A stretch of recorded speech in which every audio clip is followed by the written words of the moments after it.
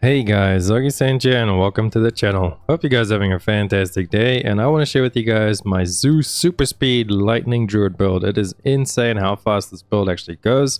You do end up maxing out your move speed with how I have it completely set up at 200%, fully capped out even without being in Grizzly Rage and without being like running around without your buffs. You're still at 150% movement speed, so you move around extremely fast in town and just everywhere. It just makes it really fun. And I think it's one of the best speed farming builds out there. The only thing it does really struggle with is going into the much higher nightmare tiers. So I'd say anything over like nightmare 65 really starts pushing the limit of the build, because its single target damage like on a boss once it gets that high is not that strong. Although it is a lot better now this season with the use of the Barber, the Picana Heart, and just everything how it works now. It does make it a little bit better, but it's still obviously a lot slower than Nado on single target. But I would highly suggest this as a speed farming build, because I mean most of the time you'll be speed farming 40s, 50s and like 60s anyway. There's no real reason to go that much higher in the nightmare dungeons when you're just farming up XP and when you're farming up loot and whatever it may be. The only downside is you do need a Tempest roll to really get this version online. After just hitting 100, and then literally the next dungeon after 100, I got my Tempest roll. So yeah, we have some Tempest roll builds coming up for you guys. Before we get into it, if you guys go ahead and smash that sub and like button, it helps me out so much, and it keeps you up to date with all things Diablo, Augiesaint, and Tempest roll related. So I have this all up on the Mobalytics for you guys. I will share this all down below in the description. There's a bunch of cool notes I wrote there. That's really important stuff. Stat rolls, gameplay loop. We have all the hearts that you need, your gems, everything, skill tree, and the Paragon Board. As my Paragon Board in-game is a little bit different because I am still leveling up some of my glyphs, but ultimately this is the board you will be using. My board is only really missing things over here as I drop nodes over there to fill out some other glyphs while I level them up. So this will be in the description. Go check them out. Mobalytics, great website. I love being partnered with them and working with them on everything Diablo related. So let's go to the build. First of all, skill tree as we like to do it. So wind shear, we got 1 point there, 1 point there. You just use this for the vulnerable. Sometimes you barely ever use this. The only time I ever use this is on bosses. I've even like taken it off my action bar just to see if I could really put something else there, or there's nothing really else you can do. You just need to put 2 points to move further down the tree anyway. But yeah, you literally only ever use this on a boss. Never use it on anything else. We're moving on to a lightning storm. Obviously the bread and butter of this does crazy amounts of damage. Pick up enhanced lightning storm, so the lightning storm actually gets bigger and it gets preserved for 6 seconds. So you start channeling it, you let go, and it's still keeping that massive one, so you can like channel for a little bit, goes massive, and you can run around to the next pack and start channeling. It'll keep the same size, and then the lightning storm also gains an additional lightning strike. Then we pick up 1 point in instinct and 3 points in digigate, just for the increased movement speed, as this is a super speed wolf build. Then we grab Cyclone Armor and we get Preserving Cyclone Armor. This just gives you some nice DR every couple of seconds, like an increase over there. As well as if you do get surrounded by enemies, you can go ahead and press Cyclone Armor. It's going to knock them all back. And then we come on down to Blood Howl, as it's a really strong skill with the cooldowns being reduced when you kill things, as well as Innate Blood Howl giving you 20 Spirit on demand. It's really useful for popping that between your Grizzly Rages, as you will have downtime on your Grizzly Rage now with the reduction to cooldown reduction. It's a lot of reduction there, I know. But yeah, you can play around with this skill point. You don't really need it all that much, but it is really nice. And it also helps you proc passives like your Vigilance, giving you damage reduction when you use a defensive skill, as well as a Spirit Boon we have giving us Fortify when we use a defensive skill. So overall, a really nice skill, and you can use it very often because of the cooldowns being reduced. So really strong over there. Moving on down to we pick up 3 points in Nature's Reach, just for increased damage to distant enemies, since most of the time you'll be distant from an enemy. And the stun as well, they do have stun, so it doubles this bonus if they are stunned, which a lot of the time they are stunned because of that point over there. We'll get to it now. Elemental Explosion, your storm skills, vulnerable chance to vulnerable enemies. If you put 1 more point in it, only goes up to 3 seconds, so you don't really gain all that much out of it. And then we go up to Endless Tempest, and again, yeah, this increases duration of Hurricane and Cataclysm. I found having 2 points in it, putting a 3rd point in there didn't make it go down to didn't make it go up to 10 seconds, so putting 2 points in there does give you the most bang for your buck, so to say. Then we pick up 3 in Bad Omen. Luck hit chance up to 30% chance when dealing damage to vulnerable enemies. It will also do lightning bolts, dealing a lot of damage. And then we got over the Electric Shock, dealing lightning damage to enemies has a 15% chance to immobilize them for 3 seconds. if they are already mobilized, the lightning damage dealt to them is increased by 18% instead. So this is how we actually do massive amounts of like immobilized stun lightning damage all to the packs like before they even get to you. Really, really strong. Then we pick up 1 point in Hurricane and Savage Hurricane for the damage reduction on enemies. Well, enemies will deal less damage to you, so technically damage reduction. You just have to obviously let the enemies be hit by that. So the only real time you'll be using this is on the boss, as pretty much all the other times enemies will die before they even get close to you. And then we move down to Neurotoxin. One of the strongest parts of this build is in Venom, as like every Druid build, massive amounts of crit damage. And I just cannot re-roll my neck to actually get me 3 points. I'm actually at the occultist right now to show you guys. Look at this. It's crazy. Look at that. 14 million. Almost 15 million. I spent like 50 million on it last night just trying to get it. Other than that, it's like perfect neck. I just can't get the Envenom on it. So you want to get Envenom over there. 1 point in Toxic Claws to apply the poison. Then we come on down to Defiance. Just some more damage against elites. And Circle of Life. This is our way of healing, as they did nerf the other thing to the ground, Masochistic. And then we come on down to Grizzly Rage, really strong for the build, giving us crazy amounts of crit damage with the aspect we have on it, as well as movement speed and spirit cost reduction, and turning it into a grizzly wolf instead of a bear. Then we pick up Earthen Might over there for restoring on the spirit and causing insane amounts of crit, and it's just really, really fun to play with this. It does crazy work. Just when you see it pop, your spirit bar will fill up instantly and you'll just start critting like crazy and everything will just melt away. Very strong passive. So that is it for our skill tree. Our Paragon, I do have, like I said, I have this all on the Mobilytics link, so go check it out there for the full version. This is my like leveling version right now, as some of my glyphs, since I just swapped, are not actually like max level. I do have some at max level, but then the other ones are still very low, so I could still be doing a lot more damage than what I was doing earlier. But you want to pick up Fulminate in the starter board. You go like that. You could see, just make sure to go in this order. I do put it up on the Mobilytics site, the order you want to go in.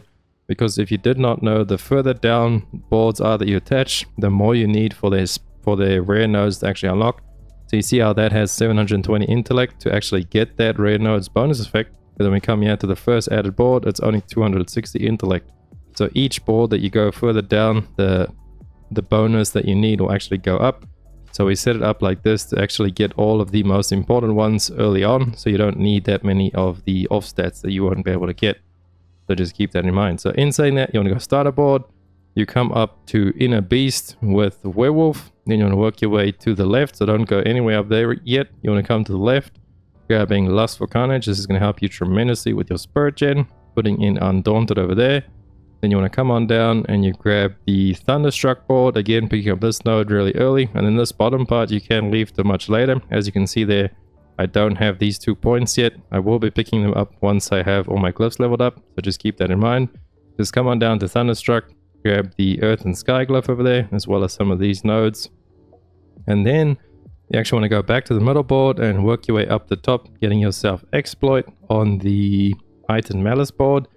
Although if you are leveling up and you can't reach this point straight away, then you want to swap your Exploit glyph with your Fulminate glyph, as that's going to be better for you while leveling up, because you always want to have that Exploit glyph.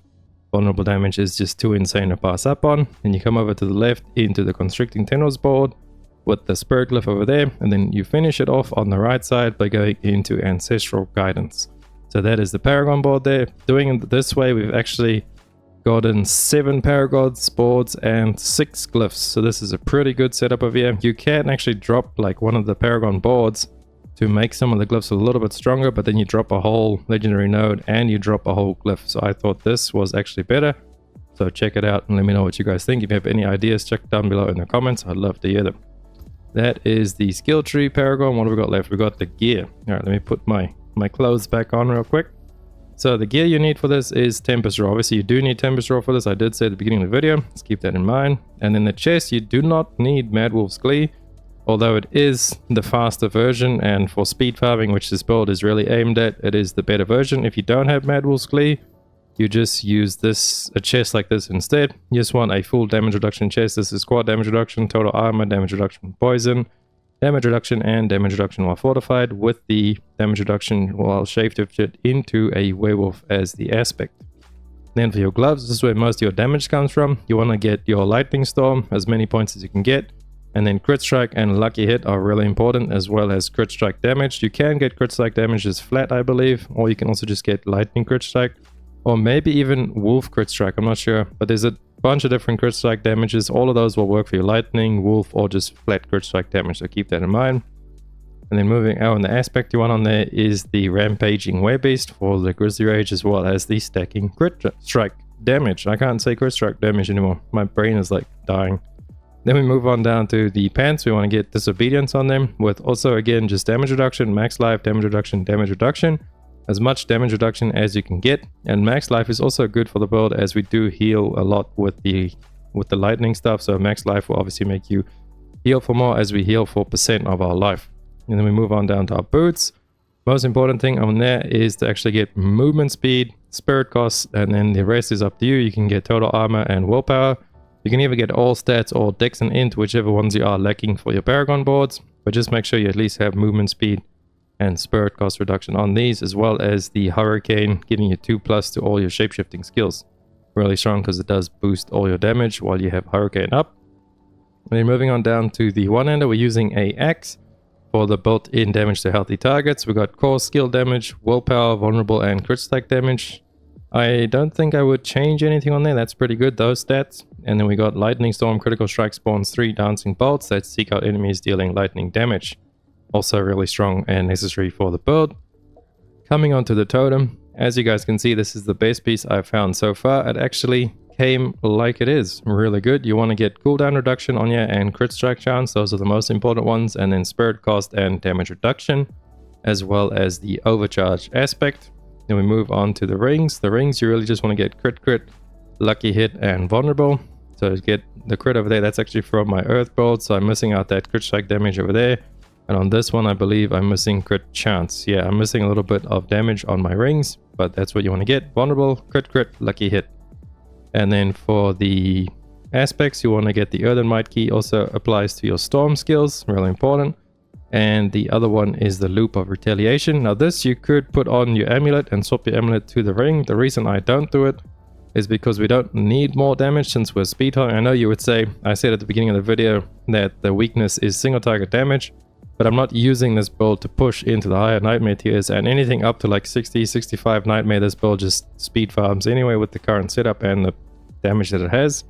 So that's why I put retaliation on my ring, and then I put dire wolf on the neck. I know the spirit cost reduction, there's some weird interaction there where it actually gets diminishing returns and it doesn't give you all of that along with it on your gear. But I do it for the movement speed. I literally do it for the movement speed, as I love to run around as a wolf at max speed, just farming up items to make builds for you guys. So that's the reason I put direwolf on my neck. But if you want a little bit more damage, you can take the direwolf and swap it with one of your ring aspects and put retaliation on it. So you want to put retaliation on your neck, as it's going to go up to what, like 60 or 75% damage like that. So it's a lot stronger if you put it on your neck.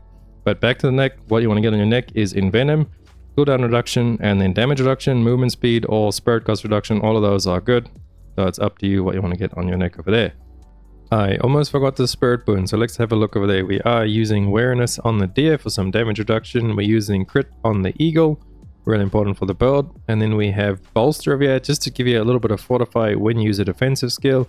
So that will be your blood howl or your cyclone armor. That's why I say blood howl is so good, because you can just spam it all the time. So you can get the fortify as well as the damage reduction from the skill tree, as well as calamity to extend the duration of our ultimate, which is our grizzly rage. And then we pick up calm before the storm, so lucky hit, nature magic skills have up to a 10% chance to reduce the cooldown of your ultimate skills. Lightning storm is a nature magic skill, and we do stack lucky hit in the build, so really strong over there. They did recently nerf masochistic, well, not recently, for quite a while now, so I don't really see the point in using that one, especially since we have circular life in the passive skill tree. And then what you could also do, if you don't want this extra defense over there, or if you don't feel like you need it, if you're just speed farming, then you just want to chuck it into Avian Wrath over there and bond with the eagle instead. The only reason I put it in there is because I was trying to get like the best version of this speed wise versus damage wise, and I found that putting that on the defensive there, as well as having the Mad Wolf's Glee on, because you drop your chest, that's a massive amount of damage reduction you lose on the chest. So by putting Mad Wolf's Glee on my armor and then putting that point over there, I don't really need that 30% crit strike damage, as the chest gives me movement speed and some other skill damage as well. But then I do need a little bit of defense just to help me, you know, not have to think about stuff and pull my hair out when I died of poison damage. So overall, that is it for the build. It was a pretty lengthy one. Let me know what you guys think of the build. If you found your Tempest Draw, if you haven't, and you haven't got to level 100 and done one dungeon after being level 100, then you may still get it. Just a small chance. That's how I got mine. I got to 100 and did one dungeon. You know, that's the easiest method I could tell you guys how to farm a Tempest Draw. But thanks again for watching. I hope you guys liked it. If you did, please drop a like and a sub. Helps me out so much, and I'll catch you guys in the next one. Augiesaint out. Run free and dive into the sky. Hear the